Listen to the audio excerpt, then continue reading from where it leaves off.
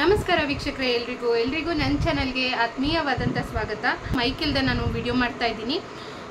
So ಆದಷ್ಟು ಜೋರಾಗಿ ಮಾತಾಡೋಕ್ಕೆ ಟ್ರೈ ಮಾಡ್ತೀನಿ. ಸೊ ಇವತ್ತಿನ ವಿಡಿಯೋದಲ್ಲಿ ಹೆಣ್ಮಕ್ಳಿಗೆ ಅಂತಂದರೆ 2 ಮಕ್ಕಳಾಗಿ ಒಂದು ಫ್ಯಾಮಿಲಿ ಪ್ಲಾನಿಂಗ್ ಆಪ್ರೇಷನ್ ಆಗಿಬಿಟ್ರೆ ಅಪ್ಪ ಮುಗೀತಪ್ಪ ಎಲ್ಲ ಮುಗೀತು ಅನ್ನೋ ಥರ. ಯಾಕಂದರೆ ಪ್ರೆಗ್ನೆನ್ಸಿ ಜರ್ನಿ ಆಗಿರ್ಬೋದು ಮತ್ತು ಆಫ್ಟರ್ ಡೆಲಿವರಿ ಆಗಿರ್ಬೋದು.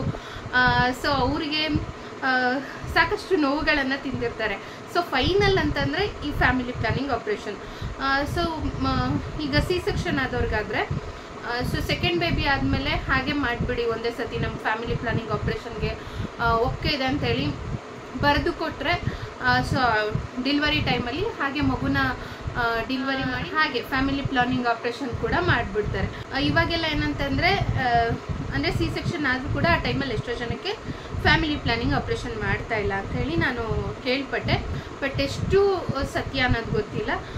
ನನಗೆ ಡೆಲಿವರಿ ಆದಂಥ ಟೈಮಲ್ಲೂ ಕೂಡ ನನಗೆ ಡಾಕ್ಟ್ರು ಸೆಕೆಂಡ್ ಬೇಬಿ ಆದಮೇಲೆ ಫ್ಯಾಮಿಲಿ ಪ್ಲಾನಿಂಗ್ ಆಪ್ರೇಷನ್ ಇವಾಗಲೇ ಬೇಡ, ಸ್ವಲ್ಪ ಟೈಮ್ ತೊಗೊಳ್ಳಿ, ಮಗು ಪ್ರೀಟಮ್ ಇದೆ, ಸೊ ಬೇಗ ಡೆಲಿವರಿ ಆಗ್ತಿದೆ ಅಂತೆಲ್ಲ ಹೇಳಿದ್ರು. ಸೊ ನಾವು ನಮ್ಮ ಸ್ವಇಚ್ಛೆಯಿಂದ ಡಾಕ್ಟರನ್ನ ರಿಕ್ವೆಸ್ಟ್ ಮಾಡಿದ್ದಕ್ಕೆ ಡಾಕ್ಟರು ನಮಗೆ ಫ್ಯಾಮಿಲಿ ಪ್ಲಾನಿಂಗ್ ಆಪ್ರೇಷನ್ ಅಂದರೆ ಡೆಲಿವರಿ ವಿತ್ ಫ್ಯಾಮಿಲಿ ಪ್ಲಾನಿಂಗ್ ಆಪ್ರೇಷನ್ನ ಮಾಡಿಕೊಟ್ಟಿದ್ದು.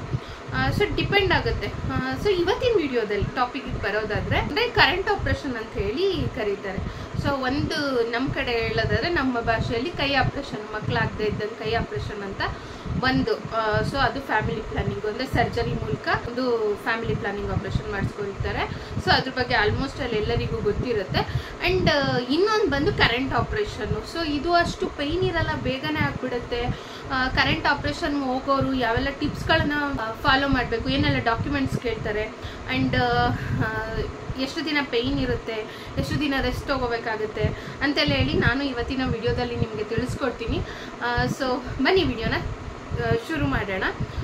ಸೊ ಇನ್ನೂ ಹೆಚ್ಚು ವಿಡಿಯೋಗಳನ್ನ ನೋಡಬೇಕು ಅಂದರೆ ಯಾರೆಲ್ಲ ಚಾನಲನ್ನು ಸಬ್ಸ್ಕ್ರೈಬ್ ಮಾಡ್ಕೊಳ್ದೆ ನೋಡ್ತಿದ್ದೀರಾ ದಯವಿಟ್ಟು ಸಬ್ಸ್ಕ್ರೈಬ್ ಮಾಡ್ಕೊಳ್ಳಿ, ಆಲ್ ಅಂತ ಸೆಲೆಕ್ಟ್ ಮಾಡ್ಕೊಳ್ಳಿ. ಆಗ ನಾನು ಯಾವುದೇ ವಿಡಿಯೋ ಅಪ್ಲೋಡ್ ಮಾಡಿದ್ರು ನಿಮಗೆ ನೋಟಿಫಿಕೇಷನ್ ಅನ್ನೋದು ಬರುತ್ತೆ. ಸೊ ಈ ವಿಡಿಯೋ ಮಾಹಿತಿ ನಿಮ್ಗೆ ಇಷ್ಟ ಆದರೆ ಲೈಕ್ ಮಾಡೋದನ್ನು ಮರಿಬೇಡಿ. ಲೈಕ್ ಮಾಡಿದವರಿಗೆ ಧನ್ಯವಾದಗಳು. ಸೊ ನಾನು ಸಾಕಷ್ಟು ವಿಡಿಯೋಗಳಲ್ಲಿ ಹೇಳ್ಕೊಂಡಿದ್ದೀನಿ. ಸೊ ನನ್ನ ತಂಗಿಗೆ ಬಂದು ರೀಸೆಂಟಾಗಿ ಡೆಲಿವರಿ ಆಗಿದ್ದು 2 ಮಂತ್ಸ್ ಆಗಿದೆ ಡೆಲಿವರಿ ಆಗಿ. ಸೊ ಫ್ಯಾಮಿಲಿ ಪ್ಲಾನಿಂಗ್ ಆಪ್ರೇಷನ್ ಕೂಡ ಆಯಿತು. ಸೊ ಹಾಗಾಗಿ ಈ ಟಾಪಿಕ್ ಬಗ್ಗೆ ವಿಡಿಯೋ ಮಾಡೋಣ, ಮಾಹಿತಿ ಕೊಡೋಣ ಅಂತೇಳಿ ನನಗೆ ಅನಿಸಿದ್ದು. ಮತ್ತು ಕೆಲವರು ಕೂಡ ಕೇಳ್ತಾ ಇದ್ರಿ. ಸೊ ಆಕೆಗೂ ಕೂಡ ಕರೆಂಟ್ ಆಪ್ರೇಷನ್ನೇ ಆಗಿದ್ದು. ಸೊ ಕರೆಂಟ್ ಆಪ್ರೇಷನ್ ಆಗಬೇಕು ಅಂತಂದರೆ ನಿಮಗೆ ಡೆಲಿವರಿ ಆಗಿ 1.5 ತಿಂಗಳಾಗಿರಬೇಕು. ಸಿ ಸೆಕ್ಷನ್ ಆಗಿದೆ ಅಂತಂದರೆ ಅಂಥವರಿಗೆ ಡೆಲಿವರಿ ಆಗಿ 6 ತಿಂಗಳಾದರೂ ಆಗಿರಬೇಕು. ಮಿನಿಮಮ್ ಏಜ್ ಫ್ಯಾಮಿಲಿ ಪ್ಲಾನಿಂಗ್ ಮಾಡಿಸ್ಕೋತೀರಾ ಅಂತಂದರೆ 24 ಇಯರ್ಸ್ ಕಂಪ್ಲೀಟ್ ಆಗಿರಬೇಕಂತೆ. ಆಮೇಲೆ ಡೆಲಿವರಿ ಆಗಿ 1.5 ತಿಂಗಳಾಗಿರಬೇಕು. ಕೆಲವೊಂದು ಚೆಕಪ್ನೆಲ್ಲ ಮಾಡ್ತಾರೆ, ಬ್ಲಡ್ ಚೆಕಪ್ಸ್ ಎಲ್ಲ ಮಾಡ್ತಾರೆ. ಸೊ ರಕ್ತ ಎಲ್ಲ ಚೆನ್ನಾಗಿರಬೇಕು. ಡೆಲಿವರಿ ಆದಮೇಲೆ ನಿಮಗೆ ಬೇಗ ಮೈಗೆ ರಕ್ತ ಎಲ್ಲ ಕೂಡಬೇಕು ಅಂತಂದರೆ, ಬ್ಲಡ್ ಲಾಸ್ ಆಗಿರುತ್ತೆ ಅಲ್ವಾ, ಚೆನ್ನಾಗಾಗಬೇಕು ಅಂದರೆ ಆಫ್ಟರ್ ಡೆಲಿವರಿ ಕ್ಯಾರೆಟ್ ಪಲ್ಯ, ಬೀಟ್ರೋಟ್ ಪಲ್ಯ ಈ ಥರದನ್ನೆಲ್ಲ ಚೆನ್ನಾಗಿ ತಿನ್ನಿ. ಅಂದರೆ ನನ್ನ ತಂಗಿ ರೈಸ್ ಜೊತೆಗೆ ಈ ಕ್ಯಾರೆಟ್ ಪಲ್ಯ ಮಾಡ್ಕೊಳ್ಳೋದು, ಪಲ್ಯ ಜೊತೆಗೇ ರೈಸ್ ತಿಂತಿದ್ದು, ಬೀಟ್ರೋಟ್ ಪಲ್ಯ. ಸೊ ಈ ಥರದನ್ನು ತಿಂದರೆ ಬೇಗ ರಕ್ತ ಅನ್ನೋದು ಕೂಡುತ್ತೆ, ಆರೋಗ್ಯಕ್ಕೆ ಒಳ್ಳೇದಲ್ವ. ಆಮೇಲೆ ಚೆಕಪ್ಗಳನ್ನ ಮಾಡ್ತಾರೆ. ನಾರ್ಮಲ್ ಬಂತು ಅಂತಂದರೆ 1.5 ತಿಂಗಳ ಮೇಲಾಗಿದ್ದರೆ ನಿಮಗೆ ಡೆಲಿವರಿ ಆಗಿ ಸೊ ನಿಮಗೆ ಫ್ಯಾಮಿಲಿ ಪ್ಲಾನಿಂಗ್ ಆಪ್ರೇಷನ್, ಕರೆಂಟ್ ಆಪ್ರೇಷನ್ನ ಮಾಡ್ತಾರೆ. ಎಲ್ಲ ಗೌರ್ಮೆಂಟ್ ಹಾಸ್ಪಿಟಲ್ಗಳಲ್ಲಿ ಅಂದರೆ ಕ್ಯಾಂಪ್ ಥರ ಆಗ್ತಾರಂತೆ, ತಿಂಗಳಿಗೆ 1 ಸತಿ ಏನೋ ಮಾಡೋ ಅಂಥದ್ದಂತೆ ಇದು ಫ್ಯಾಮಿಲಿ.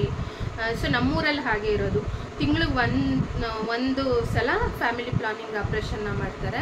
ಸೊ ಏನೆಲ್ಲ ಡಾಕ್ಯುಮೆಂಟ್ಸ್ನ ಕೇಳ್ತಾರೆ ಫ್ಯಾಮಿಲಿ ಪ್ಲಾನಿಂಗ್ ಆಪ್ರೇಷನ್ಗೆ ಹೋದರೆ ನೀವು ಅಂತಂದರೆ, ತಾಯಿ ಕಾರ್ಡ್ ಕೇಳ್ತಾರೆ, ಮತ್ತು ಆಧಾರ್ ಕಾರ್ಡು.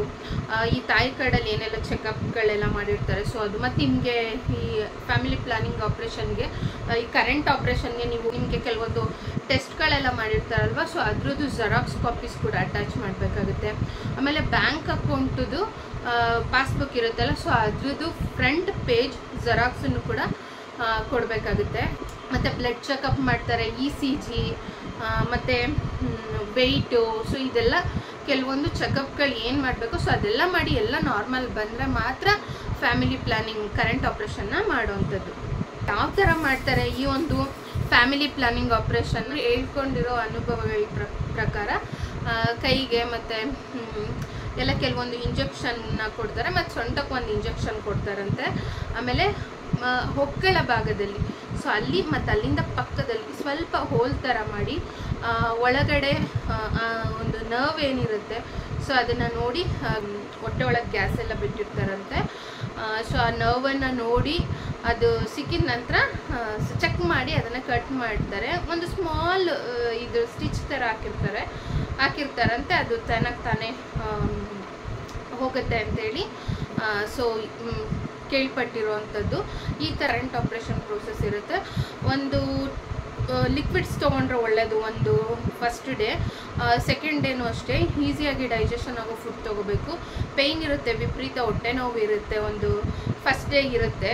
ಕೆಲವರು ನೋವಿರಲ್ಲ ಹಾಗೆ ಹಿಂಗೆ ಅಂತ ಹೇಳ್ಬೋದು. ಏನಿಲ್ಲ, ಕರೆಂಟ್ ಆಪ್ರೇಷನ್ ಆದರೂ ಇವಾಗ ನಮ್ಮ ತಾಯಿನೇ ಹೇಳ್ತಾಯಿದ್ರು ನನ್ನ ತಂಗಿಗೆ, ನಾವು ಕರೆಂಟ್ ಆಪ್ರೇಷನ್ ಮಾಡಿಸ್ಕೊಂಡು ಬಸ್ಸಲ್ಲೇ ಬಂದಿದ್ದೀವಿ ಅಂತ ನಮ್ಮ ತಾಯಿ ಹೇಳ್ತಾಯಿದ್ರು. ಬಟ್ ನನ್ನ ಸಿಸ್ಟರ್ಗೆ ತುಂಬಾ ಪೇಯ್ನ್ ಇತ್ತು. ಫಸ್ಟ್ ಡೇ ತುಂಬಾ ಪೇಯ್ನ್ ಇತ್ತು ಆ್ಯಂಡ್ ಸೆಕೆಂಡ್ ಡೇಗೂ ಕೂಡ ಪೇಯ್ನ್ ಇತ್ತು. ಒಂದು 2 ಡೇಸ್ ಆದಮೇಲೆ ಪರವಾಗಿಲ್ಲ, ನಾರ್ಮಲಾಗಿ ಓಡಾಡ್ಬೋದು. ಅಂದರೆ ಎದ್ದು ಕುತ್ಕೊಳ್ಳೋಕ್ಕೂ ಕೂಡ ಅವಳಿಗೆ ಆಗ್ತಿರ್ಲಿಲ್ಲ, ತುಂಬಾ ಪೇಯ್ನ್ ಆಗ್ತಾಯಿತ್ತು. ಸೊ ಆಮೇಲೆ 2 ಡೇಸ್ ಆದಮೇಲೆ ನಾರ್ಮಲ್ ಆಗಿದ್ದು. 2 ದಿನ ಈಸಿಯಾಗಿ ಡೈಜೆಷನ್ ಆಗುವಂಥ ಫುಡ್ಡನ್ನು ತೊಗೊಳ್ಳಿ ಅಂತ ಡಾಕ್ಟರ್ ಸಜೆಸ್ಟ್ ಮಾಡಿದರು. ಮತ್ತು ಅವ್ರು ಕೊಟ್ಟಿರೋಂಥ ಮೆಡಿಸಿನ್ಸ್ ತುಂಬಾ ಇಂಪಾರ್ಟೆಂಟ್ ಆಗುತ್ತೆ. ಸೊ ಅವ್ರು ಕೊಟ್ಟಿರೋಂಥ ಮೆಡಿಸಿನ್ಸ್ನ ಚೆನ್ನಾಗಿ ತೊಗೊಂಡ್ರೆ, ಕರೆಕ್ಟ್ ಟೈಮ್ ತೊಗೊಂಡ್ರೆ ಬೇಗ ರಿಕವರಿ ಆಗ್ಬೋದು. ಪೇಯ್ನ್ ಎಲ್ಲ ಕಡಿಮೆ ಆಗೋದಕ್ಕೆ ಕೊಟ್ಟಿರ್ತಾರೆ ಅವರು ಟ್ಯಾಬ್ಲೆಟ್ಸ್ನೆಲ್ಲ. ಆಮೇಲೆ ಕೆಲಸಗಳು ಇವಾಗ ನಾನು ವಿಡಿಯೋಗಳಲ್ಲಿ ಹೇಳ್ಕೊಂಡಿದ್ದೀನಿ.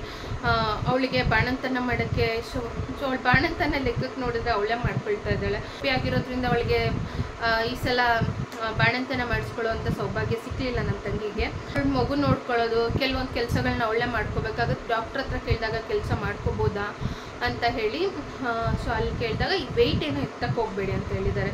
ಭಾರವಾಗಿರೋದೇನೋ ಎತ್ತಬಾರ್ದು, ಕಷ್ಟದ ಕೆಲಸಗಳನ್ನ ಮಾಡ್ಕೋಬಾರ್ದು, ಕೆಲವೊಂದು ಬೇಸಿಕ್ ಕೆಲಸಗಳನ್ನು ಮಾಡ್ಕೋಬೋದು. ಸೊ ನಮ್ಮ ಗುರುಗಳು ಒಂದು ಮಾತಾಡ್ತಾರೆ, ಅನಾಥೋ ದೈವ ರಕ್ಷಕ ಅಂತೇಳಿ. ಅಂದರೆ ಯಾರೂ ಇಲ್ಲ ಅಂತಲ್ಲಕ್ಕೆ ಮಾಡೋ ಮನಸ್ಸಿದ್ದು ಮಾಡೋ ಅಂಥ ಅವಕಾಶ, ಸಹಾಯ ಮಾಡೋ ಅಂಥ ಅವಕಾಶ ಇರಲ್ಲ. ಎಲ್ಲ ಸಿಚುವೇಶನ್ ಡಿಪೆಂಡ್ ಆಗುತ್ತೆ, ಸಿಚುವೇಶನ್ಸ್ ಮೇಲೆ. ಸೊ ನನ್ನ ಆಗಲೇ ಹೇಳಿದ್ನಲ್ಲ, ನಮ್ಮ ಗುರುಗಳು ಒಂದು ಮಾತು ಹೇಳ್ತಾ ಇರ್ತಾರೆ ಅಂಥೇಳಿ, ಅನಾಥೋ ದೈವ ರಕ್ಷಕ ಅಂತೇಳಿ. ಅಂದರೆ ಯಾರೂ ಇಲ್ಲ ಅನ್ನೋರಿಗೆ ದೇವರೇ ದಿಕ್ಕಂತೆ. ಆ ಟೈಮಿಗೆ ಆ ಶಕ್ತಿ, ಆ ಧೈರ್ಯ, ಆ ಸ್ಥೈರ್ಯವನ್ನು ಭಗವಂತ ಕೊಡ್ತಾನೆ. ಈ ಥರ ಫ್ಯಾಮಿಲಿ ಪ್ಲ್ಯಾನಿಂಗ್ ಆಪ್ರೇಷನ್ ಆದರೆ ಒಂದು 2 to 3 ಡೇಸ್ ಚೆನ್ನಾಗಿ ರೆಸ್ಟ್ ಮಾಡಿಬಿಡಿ. ಚಿಂತೆ ಮಾಡೋಕ್ಕೆ ಹೋಗಬೇಡಿ, ಆದಷ್ಟು ರೆಸ್ಟ್ ಮಾಡಿ. ಆಮೇಲೆ ಆ್ಯಸ್ ಯೂಶ್ವಲಾಗಿ ನಿಮ್ಮ ಒಂದು ಬೇಸಿಕ್ ಕೆಲಸಗಳನ್ನ ಮಾಡ್ಕೋಬೋದು. ಬಟ್ ಆದರೆ ವೆಯ್ಟ್ ಎತ್ತಬಾರ್ದು. ಆಮೇಲೆ ಕರೆಂಟ್ ಆಪ್ರೇಷನ್ ಆದಮೇಲೆ ಯಾವುದೇ ಒಂದು ಫ್ಯಾಮಿಲಿ ಪ್ಲ್ಯಾನಿಂಗ್ ಆಪ್ರೇಷನ್ ಆಗಲಿ ಮೇಯ್ನು ವೆಯ್ಟ್ ಎತ್ತಬಾರ್ದು. ಆಮೇಲೆ ಕಷ್ಟವಾದ ಕೆಲಸಗಳನ್ನು ಮಾಡೋಕ್ಕೆ ಹೋಗಬಾರ್ದು. ಆಗಿರುತ್ತೆ ಅಂದರೆ ನಾಳೆ ಬಿಟ್ಟು ಇವತ್ತು ಈಸಿಯಾಗಿ ಡೈಜೆಷನ್ ಆಗುವಂಥ ಗಂಜಿ ಈ ಥರ ತೊಗೊಳ್ಳೋದು. ಸೊ ನಾಳೆ ಕೂಡ ಅಷ್ಟೇ ನಿಮ್ಗೆ ಗೊತ್ತಾಗುತ್ತಲ್ವ ಕಂಫರ್ಟ್, ಓಕೆ ಕಂಫರ್ಟ್ ಫೀಲ್ ಆಗ್ತಿದೆ ಅಂತಂದರೆ ಆವಾಗ ನೀವು ಮಾಮೂಲಿ ನೀವೇನು ಫುಡ್ಡನ್ನು ತೊಗೋತೀರೋ ಸೊ ಅದನ್ನು ತೊಗೋಬಹುದು. ಸೊ ಐ ಹೋಪ್ ಇವತ್ತಿನ ವಿಡಿಯೋದಲ್ಲಿ ನಾನು ನಿಮ್ಮ ಜೊತೆಗೆ ನೀಡಿರೋಂಥ ಮಾಹಿತಿ, ಕರೆಂಟ್ ಆಪ್ರೇಷನ್ ರಿಲೇಟೆಡ್ ಏನು ಮಾಹಿತಿಯನ್ನು ನೀಡಿದ್ದೀನಿ. ಸೊ ಅದು ನಿಮಗೆ ಇಷ್ಟ ಆಗಿದೆ ಅಂತೇಳಿ ಭಾವಿಸ್ತೀನಿ. ಸೊ ಹತ್ತಿರದ ಎಲ್ಲೇ ಆಗಲಿ ಗೌರ್ಮೆಂಟ್ ಆಸ್ಪತ್ರೆಗಳು, ಈಗ ನಮ್ಮೂರಲ್ಲಿರೋಂಥ ಅದೇ ಒಂದು ವಿಷಯ ಕಮ್ಯುನಿಕೇಟ್ ಮಾಡ್ತಿದ್ರಂತೆ. ಯೂಶ್ವಲಿ ನಮ್ಮೂರಲ್ಲಾಗಿರೋಂಥ ಎಷ್ಟೋ ಜನಕ್ಕೆ ಕರೆಂಟ್ ಆಪ್ರೇಷನ್ ಆದರೂ ಎಗೇನ್ ಕನ್ಸೀವ್ ಆಗಿರ್ತಾರೆ ಅಂತ ಹೇಳಿ ಕೇಳ್ಪಟ್ಟಿದ್ದೀನಿ ನಾನು. ಬಟ್ ನಮ್ಮೂರಲ್ಲಿ ಆ ಥರ ಫೇಲ್ಯೂರೇ ಇಲ್ವಂತೆ. ಕರೆಂಟ್ ಆಪ್ರೇಷನ್ ಆಗಿರೋದು ಎಲ್ಲ ಕೂಡ ಸಕ್ಸಸ್ ಆಗಿದೆ. ಬಿಫೋರ್ ಕರೆಂಟ್ ಆಪ್ರೇಷನ್ಗೆ ಹೋಗ್ತೀರ ಅಂದರೆ ಅಲ್ಲೇ ಹಾಸ್ಪಿಟಲ್ಗೆ ಹೋಗ್ತಿರಲ್ಲ ಚೆಕಪ್ಗೆ, ಅವಾಗ ನಿಮ್ಮ ಟ್ಯಾಬ್ಲೆಟ್ಸ್ ಎಲ್ಲ ಕೊಟ್ಟಿರ್ತಾರೆ. ಹೊಟ್ಟೆಗೆ ಏನೇನು ತೊಗೋಬೇಕು, ಹೊಟ್ಟೆ ಕ್ಲೀನ್ ಆಗೋಕ್ಕೆ. ಸೊ ಆ ಮೆಡಿಸಿನ್ಸ್ನೆಲ್ಲ ತೊಗೋಬೇಕು ನೀವು. ನಾಳೆ ನಿಮಗೆ ಕರೆಂಟ್ ಆಪ್ರೇಷನ್ ಇದೆ ಅಂತಂದರೆ ಸೊ ನೀವು ಯಾವ ಥರ ಫುಡ್ಡನ್ನು ತೊಗೋಬಾರ್ದು, ಯಾವಾಗಿನ ಫುಡ್ಡನ್ನು ಅವಾಯ್ಡ್ ಮಾಡಬೇಕು, ಸೊ ಅದನ್ನೆಲ್ಲ ಹೇಳಿರ್ತಾರೆ. ಅವನ್ನೆಲ್ಲ ಫಾಲೋ ಮಾಡಬೇಕಾಗುತ್ತೆ. ಐ ಹೋಪ್ ನಿಮ್ಗೆ ಇವತ್ತಿನ ವಿಡಿಯೋ ಇಷ್ಟ ಆಯಿತು ಅಂತ ಭಾವಿಸ್ತೀನಿ. ಇಷ್ಟ ಆಗಿದ್ದರೆ ಲೈಕ್ ಕೊಟ್ಟು, ಯಾರೆಲ್ಲ ಹೆಣ್ಮಕ್ಳು ಫ್ಯಾಮಿಲಿ ಪ್ಲ್ಯಾನಿಂಗ್ ಆಪ್ರೇಷನ್ ಮಾಡಿಸ್ಕೋಬೇಕು ಅಂತಿರ್ತಾರೆ, ಅದು ಕರೆಂಟ್ ಆಪ್ರೇಷನ್, ಸೊ ಅವರಿಗೆ ಈ ವಿಡಿಯೋನ ಶೇರ್ ಮಾಡಿ ಅಂತ ಕೇಳ್ಕೊಳ್ತಾ, ಸೊ ಅವ್ರಿಗೂ ಕೂಡ ಹೆಲ್ಪ್ ಆಗಲಿ. ಮುಂದಿನ ವಿಡಿಯೋದಲ್ಲಿ ಆದಷ್ಟು ಬೇಗ ಮತ್ತೆ ಬರ್ತೀನಿ. ತಮ್ಮೆಲ್ಲರ ಒಂದು ಅಮೂಲ್ಯವಾದ ಸಮಯವನ್ನು ಇಲ್ಲಿ ನೀಡಿ ವಿಡಿಯೋ ನೋಡಿದ್ದಕ್ಕಾಗಿ ನಿಮ್ಮೆಲ್ಲರಿಗೂ ತುಂಬ ಹೃದಯದ ಧನ್ಯವಾದಗಳು. Thank you so much.